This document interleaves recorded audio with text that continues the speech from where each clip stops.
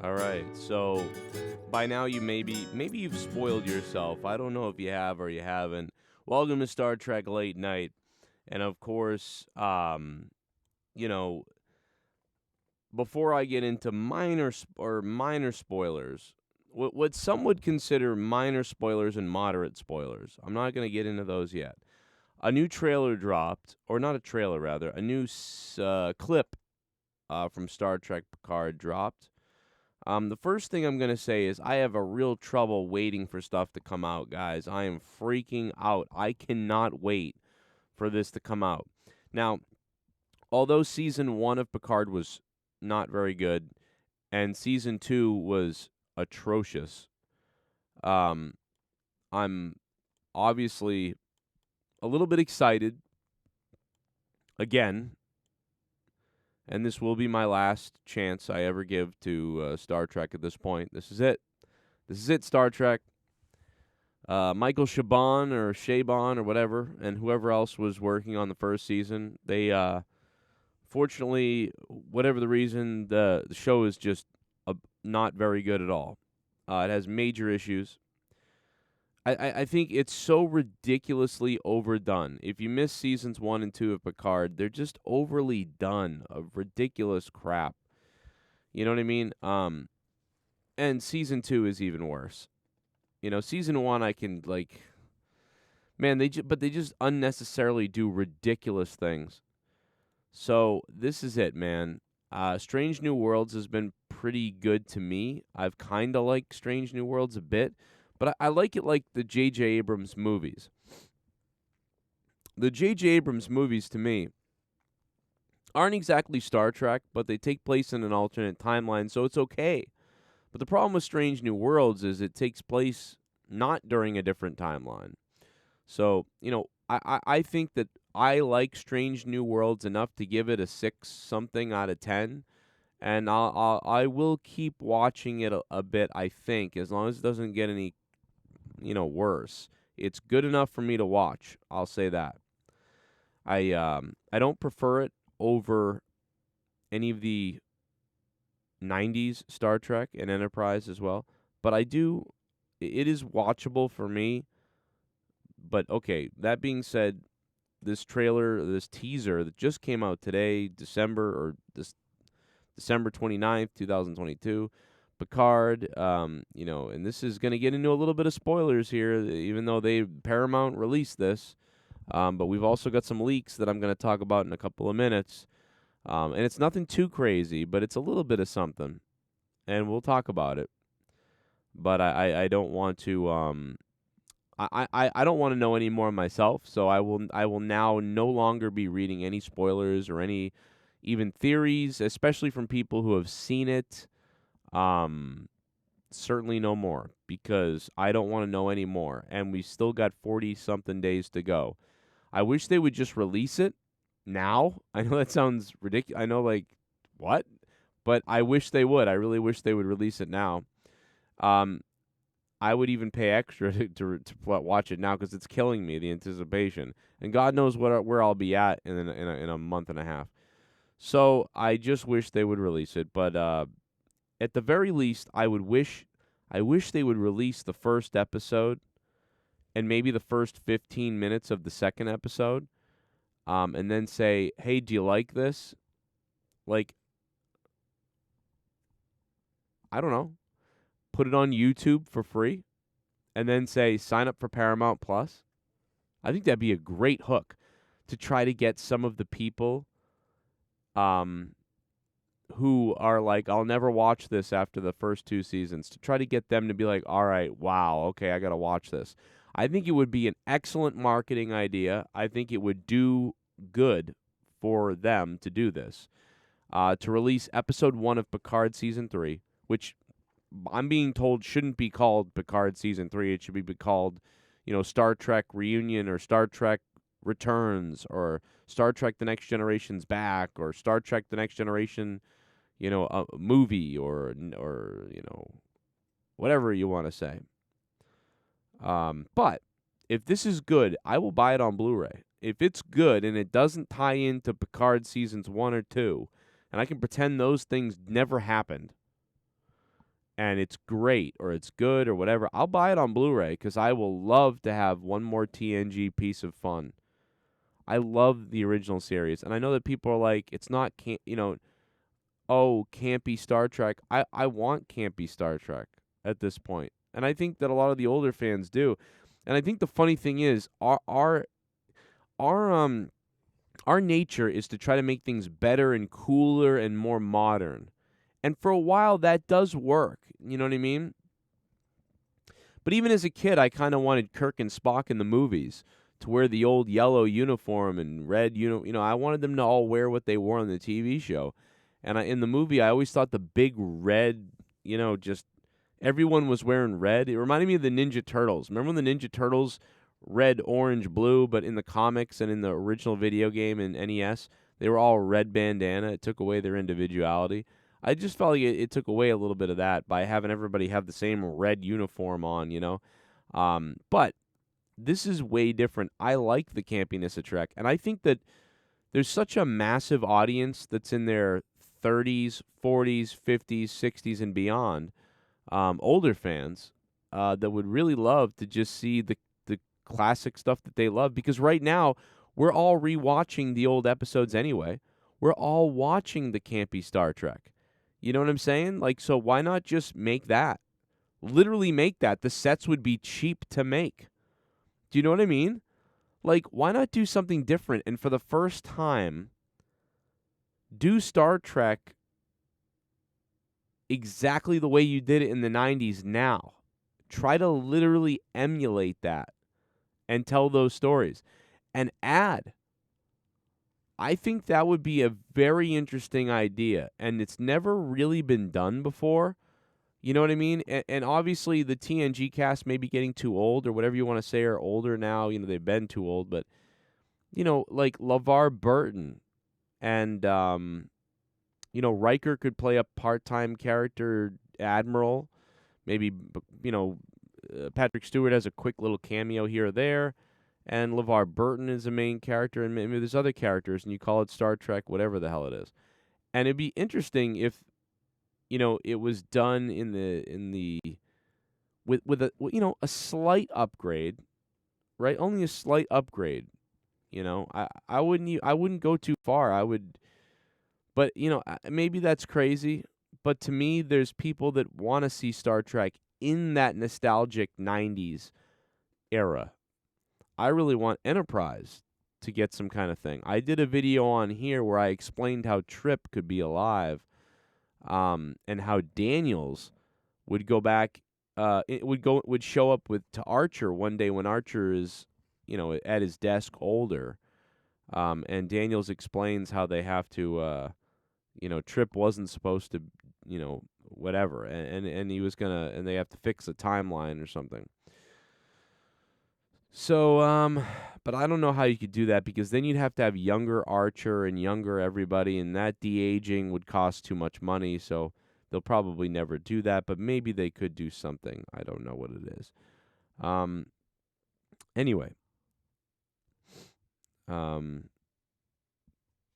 This clip that I'm delaying to get to, the communicator badge goes off. Picard's like, what is that? And the computer analyzed the comm badge, and I'm getting some kind of message on this comm badge from way back when, and it's from Beverly Crusher probably. We don't know, but I'm betting it's from her. And at this point, I like the clip. I like it, but it's sort of like every other beginning to Star Trek, Picard, where it's like all of a sudden at the beginning someone needs Picard's help, and that's so irritating that's how every season starts. But, from what I can understand, this season, this will be the most honest version of that, right? In season 2, Picard needs help from himself for what's going on. Picard season 1, it's the Data's daughter, lady, hey, I need you. Something told me to run to you. It's so ridiculous, bro. That show, I wish I never saw it. It was really cool to see the Enterprise, the classic Enterprise D, in It's like full HD, like modern and looking like that. It was kind of cool, like the opening scene. But anyway, this scene is all right. But now I'm going to get into now I'm going to just sort of say, maybe talk a little bit about spoilers. Or not spoilers, but like some spoilerish stuff, right? Some spoilerish stuff. And I'm going to start with Worf. In the trailer. So now turn off. If you want to know nothing, these are only little tidbits. But if you want to know nothing, turn off this video now. Subscribe to the channel. Please leave a comment down below. I'd love to hear from you. Tell me what you think about whatever Star Trek. I've been watching Star Trek since 1987. Since I was 5 years old. Love Star Trek to death. Every bit of it. Well, I don't love the new stuff really at all, but, you know, it is what it is. And now I'm 38. So leave whatever down below. So anyway, here we go. So, in the trailer, one of people's concerns was that Worf is like a pacifist now. He's completely given up everything. I believe that's like a joke in the show. So I believe it's a joke. I think it's some kind of joke that when Worf is like, I'm now a pacifist, you know, and Riker goes, we're all going to die. You know, I think that I think that that's right before, you know, they beam down to do something and then Worf ends up actually fucking going crazy and killing people or something, or having to kick ass and stuff like that. And then I expect something like Riker to say, you know, I thought you were a pacifist. I am. Unless you try to kill me, and then I kill you. Like, you know, something like, you know, that sort of thing. I expect that to be a joke. And see, it's already becoming, like, things are already getting ruined. Do you know what I mean? Like, and that's not even been told to me. I haven't seen that. I've just put it together. And this is why I wish the show would just release now. Because I can't help but listen to everybody talking about it, and I'm just learning more and more. We've seen Moriarty is there in the trailers. I wish I didn't know any of that, and I could go in clean because I would pop. I'm a wrestling fan, right? I always talk about the audience popping. I'd pop. I'm not going to pop for Moriarty now. Now I expect Moriarty to be there. I pop for him in the trailer. You know, I'm not going to pop for Worf, you know, killing people because I already know that's going to happen. Even though he said, I'm a pacifist. You know, it's obviously a joke. So the joke's already kind of messed up. But it's still going to be fun to see how they do it. Because if the writing is good by Terry Matalas, or his crew and whoever's writing with him, I think this is like his baby. I've been banned on Twitter forever. So I'm on like alt account on Twitter, which I can't even tell you what my alt account is. And I'm always harassing Terry from my alt account with little things, and he responds quite a bit. But he's a great dude for responding. You know what I mean? I've always wanted to write Star Trek. I've always wanted to be on Star Trek. I mean, I wanted to do it all with Star Trek. That's all I ever want to do. I have piles of scripts and notes and stories of Star Trek that I just started doing on my own since forever, that are just on my computer. I am a horrible, you know, person at school, so I never continued school the way I should have. And obviously life is a bit of a struggle, but I love Star Trek and I love writing about Star Trek. Nobody has any of my writing on Star Trek, but I just have it for myself. And from what I understand, you know, Terry is a bit similar, although Terry's a real professional, like, industry person who knows what he's doing and is a professional, and, you know, he is in control of Star Trek right now and Star Trek Picard. So I can't wait to see what he does. He seems like he knows what he's doing, and I hope it's good. And I hope people really, you know, start to kind of give him some love at some point. And I really hope this is great. I hope it's great, and I hope he gets love for it, and I hope he goes from feeling excited and pumped up to then probably feeling a bit like, oh man, are people gonna get it? Like, I hope people watch it. I hope that he's paid back if it's good. Like, I really do. because he seems very he's a real. I already know he's a real fan. You know what I mean? And you want a real fan to do well. And I want him. I really want him to do well. He seems like a good person. Um. Anyway, so let's continue on some of these spoilery things. So obviously, Worf is it's going to be a joke. I'm a pacifist. I'm now a pacifist. And he's gonna be like, I thought you were a pacifist. I was. It'll be some kind of joke like that. Anyway, the beginning. Obviously, it seems Beverly is reaching out to Picard. That's in the trailer. The communicator is probably Beverly. She's going to show up at the very beginning of the show, potentially. Maybe even before we see Picard. The Romulan lady, Laris, will probably disappear. At some point, she'll be like, well, Jean-Luc, I'll go my way, you go your way, and never stop, whatever. I hope you find love. I hope you, whatever. I'm leaving. Or maybe she wants to go do something and Picard doesn't want to. I don't know what it is, but she's going to be gone. 100%. She'll be gone. Within the first few minutes of this show. She'll be gone. Like Michael Chabon. I'm sorry. So and then it seems like, Picard is going to reach out to Riker. There's going to be a scene with them talking about what's going on in Beverly, and Riker's going to they're going to have really great dialogue to open the season in a bar with trying to figure out what they're going to do.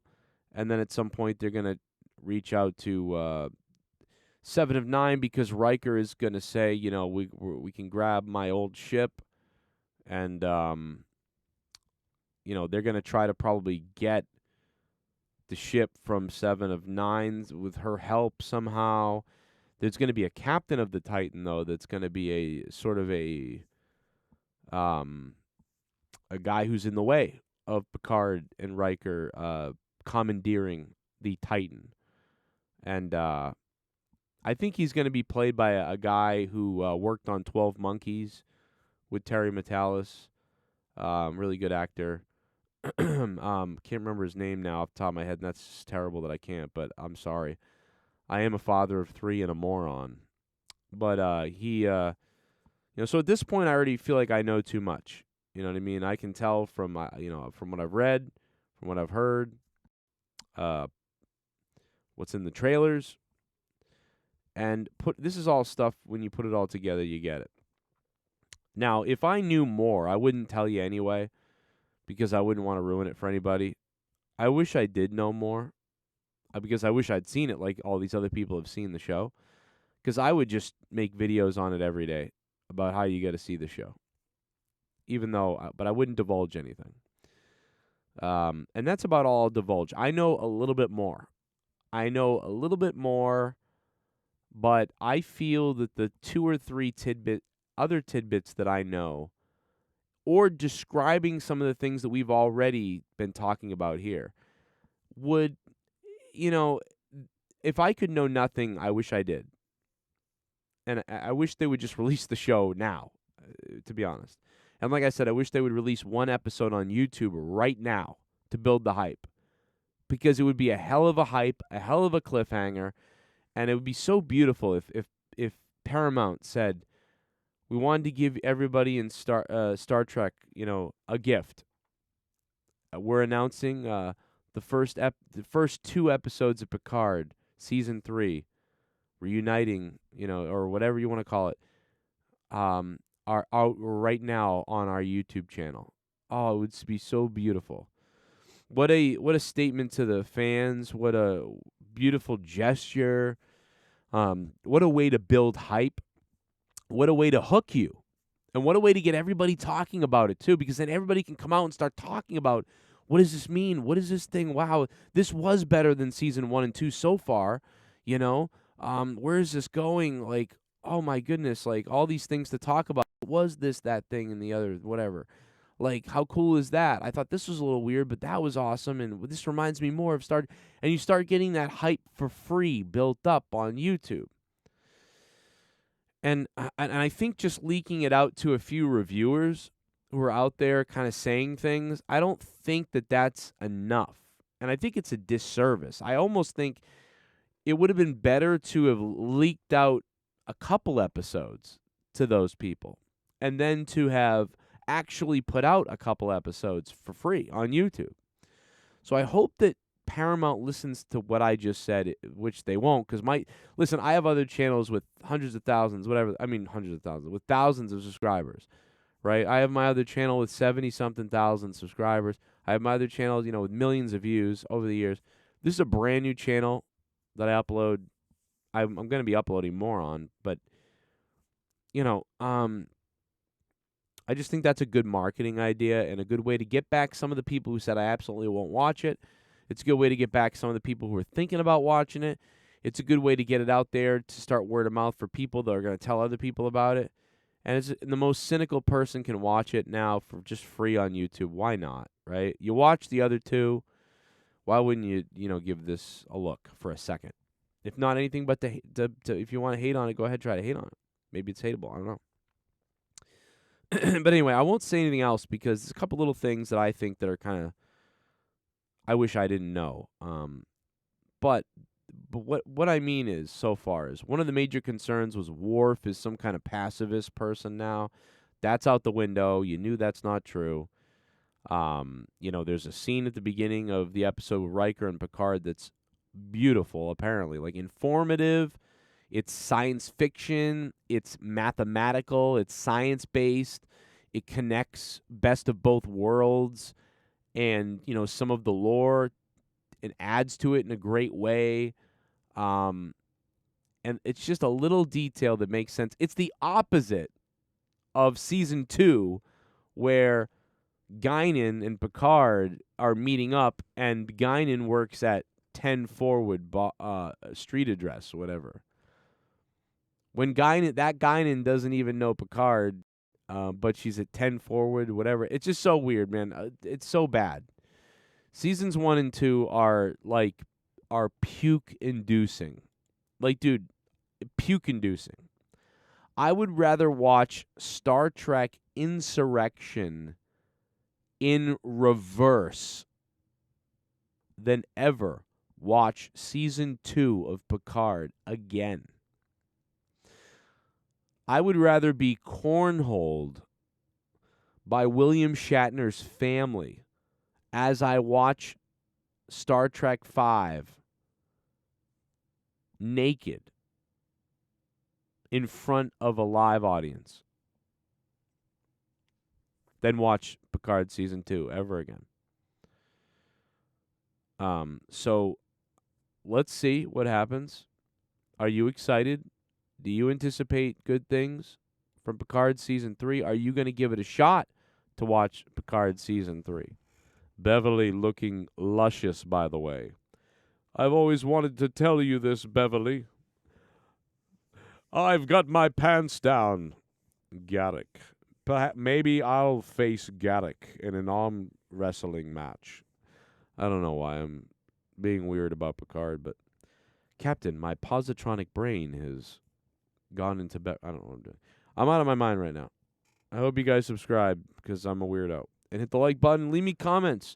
Are you going to watch Picard Season 3? What did you think of Season 1 and 2? What do you think of the state of Star Trek right now? That'll be my next video. The state of Star Trek, Episode 1. It's coming to this channel, so don't miss it. If you're out there and you want to be on my show, please email me. Let me know you want to be on my show. JoeCroninShow@yahoo.com. Send me a message down below. Love to hear your thoughts. Send me videos. Give me any information you can. And if you work at Paramount, please, let's talk about how we can get this thing cranking. Okay? And Terry Metalis, you've been a genius so far on Twitter and on social media, and on the circuit of the journos and the YouTubes. So let's hope it continues for Terry Metalis. It sounds like we'll see. We'll see, man. If this was a movie too, people can be a little bit out of character than the show. Because a lot of the characters in TNG were a little bit out of character in First Contact, to be honest. Everybody was a little bit out of character in the movie, all the movies, really. I thought Nemesis. Funny enough, a lot of people didn't like Nemesis, but I actually thought even if you didn't like Nemesis, I thought the characters were actually more like the TV show on except for Picard driving that stupid warthog thing from Halo. But other than that, the characters I thought were closer to the real characters in the show than any other movie. In First Contact, Picard was snapping. He was like, "I'll blow up the damn ship." No, Worf is talking about like, if you were anybody other man, I'll kill you where you stand. It's like everybody was over the top, very dramatic, which was all right. But so if they're a little bit like that in this show, that's okay, because they were like that in the movies. I just don't want to see, whatever I'm seeing in Picard 1 and 2. Unnecessarily re-killing Data was just awful. Making Picard a cyborg is awful. Just so many things. The only good thing about season 1 was I thought the opening scene was wonderful. I loved the opening scene of Picard season 1. When they're playing poker and Data is like, "Captain, are you're stalling," or and Picard is like, "I don't want the game to end." Like I thought that line was wonderful. I thought it was a very nice scene. I don't remember being on course to Mars, and then Mars blows up, whatever it is, and he wakes up from the dream. I thought it was a pretty good opening. I actually thought it was a good hook. So I'm trying to say something nice about season 1 of Picard.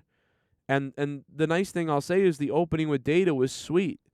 I just wish that it led to more things. And they didn't even get 10 forward right.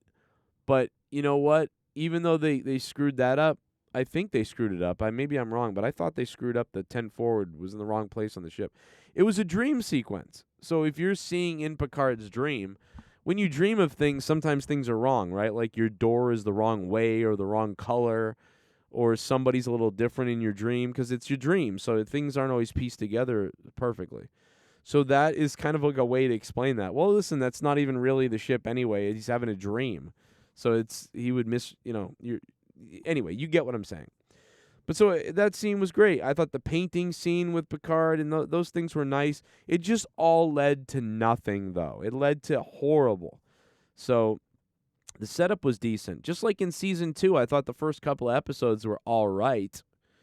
And apparently those, Terry Matalas worked on those quite a bit. So it's just like, the first couple of episodes of season 2 was all right-ish.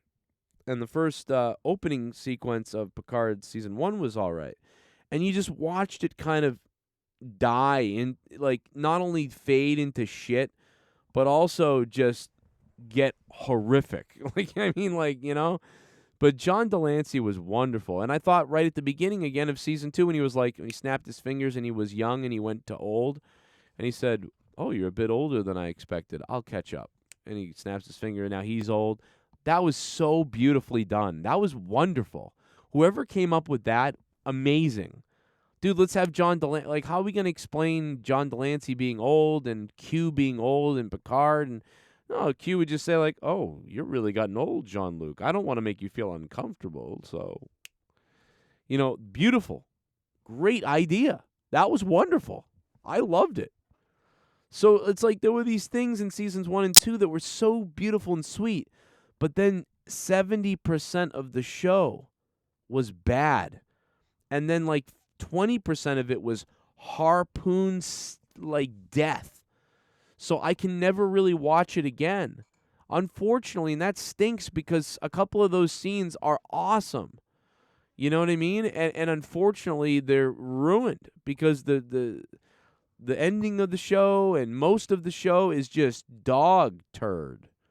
So anyway, that's how I feel. Now I'm really going to go now. And by the way, this channel, this is one of my new channels, and it doesn't even have monetization yet. So if you guys want to support my channel here, well, I guess you can go to paypal.me/Joe Cronin Show and send me some funds if you'd like to fund what I do. I normally have super thanks down below, and I have a Patreon as well, but that's for my wrestling and sports channel, which is Joe Cronin Show on YouTube, or patreon.com/Joe Cronin Show. If you want to support me, you can go there to do it, or you can use paypal.me/Joe Cronin Show. Thank you. I will do more. If you want it, let me know. And if you made it this far in the video, down below in the comment section, write Picard is hard. I'll see you. Or write Beverly is hot. I don't know. Or write something misogynist. Yes. Wonderful. Write something like that. Write Picard is hot. I don't know. How about let's come up with something better. How about we write this? Please be good. Hashtag Star Trek. There you go. That's something more family friendly. I'll see you in the next video. Watch my other Star Trek videos on this channel right now.